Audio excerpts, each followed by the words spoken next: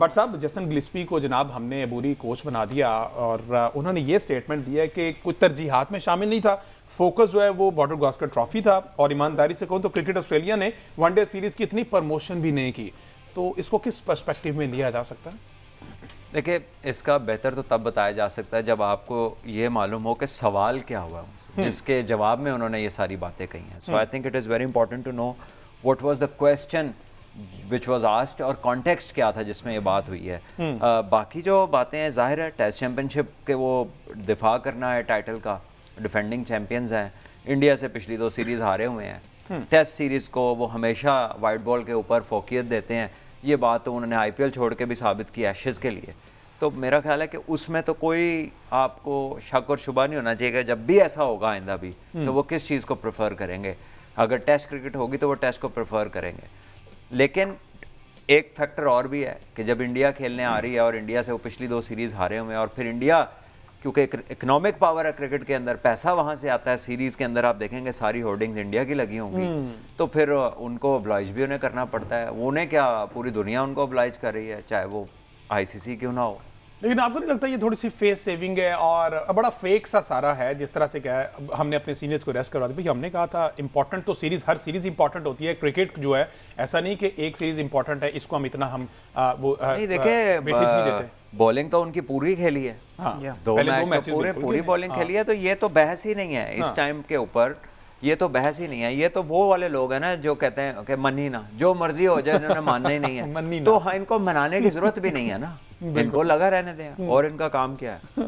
और ये कोई आइडिया है ये किस पर्सपेक्टिव में सवाल किया गया, और ये क्या कोई प्रेस कॉन्फ्रेंस वगैरह में जिस तरह से बात जेसन गिलस्पी जो है वो मैच के बाद कल मीडिया से बात कर रहे थे। देखें, जब इस किस्म की स्टेटमेंट्स आती है तो जाहिर है कि उसमें बहुत सारे फैक्टर्स देखने पड़ेंगे। अगर हम इन जेसन गिलस्पी की जो है वो इस स्टेटमेंट को एनालाइज करना शुरू कर दें तो पहली बात तो ये है कि पाकिस्तान की टीम ने उनसे रिक्वेस्ट करके थोड़ी ये कहा था कि हमारे खिलाफ आपने सेकंड टियर टीम खिलाइएगा।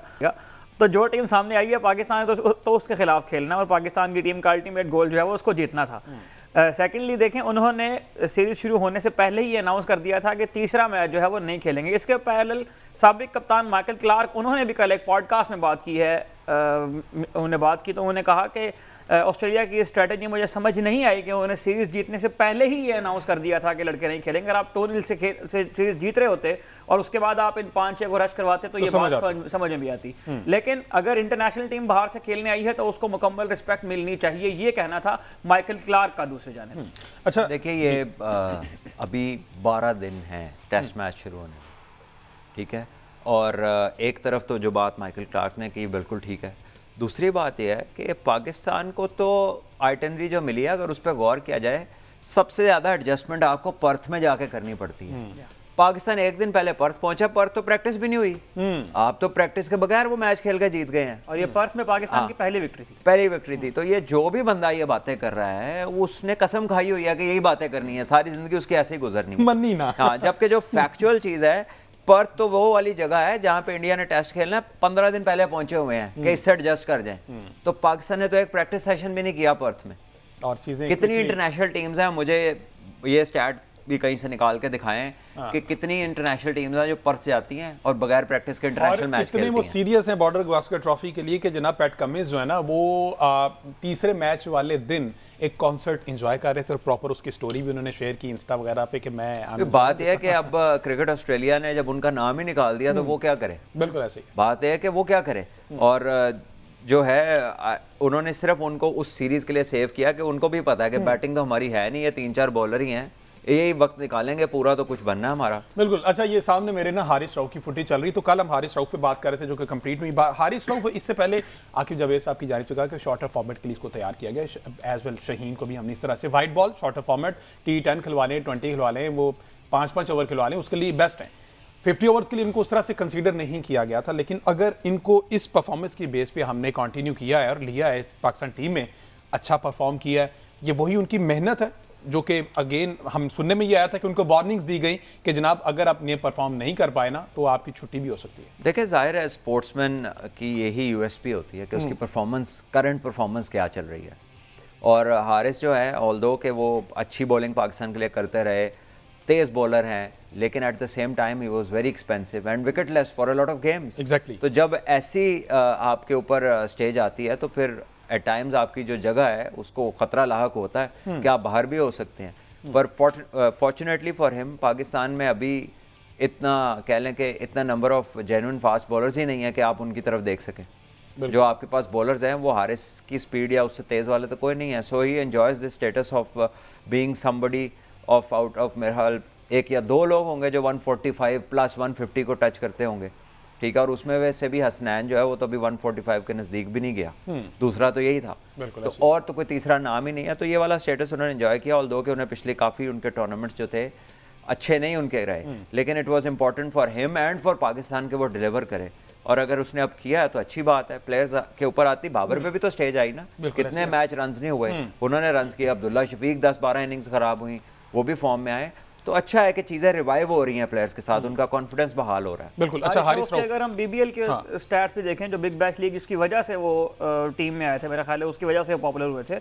तो जो पहला सीजन वो खेलने गए थे उसमें उन्होंने 17 आउट किए थे। उसके बाद जो सीजन उन्होंने खेला उसमें वो 8 मैचेस में 9 खिलाड़ियों को आउट कर पाए थे। तो हारिस रऊफ डेफिनेटली तैयार तो जो है वो T20 क्रिकेट के लिए ही हुए थे। इस सीरीज में अगर आप गौर अगर निकाल के देखें जिस तरह से बिल्डअप हुआ इनिंग्स का, तो एक बात जो हम तवातुर से करते चले आए थे कि हारिस रऊफ को जो है वो पावर प्ले में बहुत ज़्यादा रन वो कंसीड करते हैं। वर्ल्ड कप के दौरान भी उन्होंने जो 6 ओवर करवाया उसमें उनका 90 रन कंसीड हो गए जो इंडिया वर्ल्ड कप हुआ था। तो इस सीरीज में मोहम्मद रिजवान की कप्तानी को भी दाद देनी होगी, उन्होंने पावर प्ले में हारिस रऊफ को बिल्कुल भी इस्तेमाल नहीं किया और पावर प्ले में उन्होंने नसीम इवन एक दफ़ा उन्होंने मोहम्मद हसनैन से ही बॉल करवा दी। तो हारिस रऊफ का इस्तेमाल जो है वो भी यकीनन इसकी दाद देना होगी मोहम्मद। एक बात इसमें ऐड कर लें कि हारिस रऊफ को फिर आके किसी कप्तान ने इस्तेमाल किया ना, फिर अदादो शुमार से तो नहीं इस्तेमाल हुए। स्टैट्स पे रहते तो फिर कभी भी नहीं, स्टैट्स तो यही बता रहे हैं, बताते हैं कि 69 में से 51 विकेट्स थी आखिर 10 ओवर में, लेकिन यूटिलाइज नहीं किया जा रहा, यूटिलाइज नहीं किया गया। तो फिर आके किसी कप्तान ने काम किया ना। बिल्कुल, मैनेजेरियल स्किल्स डेफिनेटली फिर रिजवान पे है और एक मुकम्मल प्रोसेस से गुजर कर वो यहाँ तक पहुँचे और डेफिनेटली उसका उन्होंने वो हमें दिखाया भी है, शो भी करवाया कि वो कैपेबल हैं इस कप्तानी के। अच्छा, अभी आपने व्हाट्सअप बात की मोहम्मद हसनैन की कि वो उस तरह से इतने फास्ट नहीं हैं सही कंपैरेटिवली, अगर दीगर नसीम और शाहीन की बात की जाए तो उनसे कदरें उनकी बेहतर है। रिदम आपको कैसा लगा? क्योंकि वो इंजरी से वापस आए हैं, उन्होंने चैंपियंस कप में अच्छा परफॉर्म किया लेकिन कंडीशंस डिफरेंट थी, लेकिन यहाँ पर बीबीएल भी खेले में अभी आपको रिदम कैसा लगा? वो इन फ्यूचर पाकिस्तान टीम को लीड कर सकते हैं बॉलर्स की फहरिस्त में? देखिए, अच्छी बात यह है कि वो वापस आए हैं और 2-3 टूर्नामेंट्स अब उनके हो गए हैं। चैंपियंस कप से शुरू हुए, हाईएस्ट विकेट टेकर थे, उसी की बेसिस पे यहाँ पे सिलेक्ट हुए। और अभी ये जब टूर पूरा कंप्लीट करेंगे, अभी तो T20 हैं, फिर उसके बाद जिम्बाब्वे का टूर है, तो आई थिंक वो जैसे जैसे रिदम में आते जाएंगे, उम्मीद तो यही करनी चाहिए इंशाल्लाह कि वो अपनी स्पीड को भी पकड़ेंगे दोबारा और इस अटैक के one of the front liners वो बन जाएंगे। लेकिन अनलेस दैट हैपन्स कुछ कहना मुश्किल है। although he's done his rehab, he looks better, but I think he needs more strength. अभी भी अगर आप उनका स्ट्रक्चर देखें और उसे कंपेयर करें दुनिया के फास्ट बॉलर से, तो it demands more work on it.